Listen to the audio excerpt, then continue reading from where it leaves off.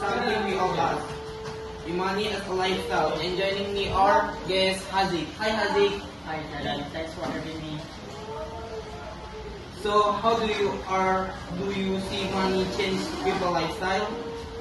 Well, the money makes life so much easier.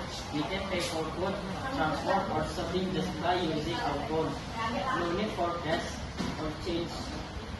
True, it's fast and convenient, but do you think there are downsides?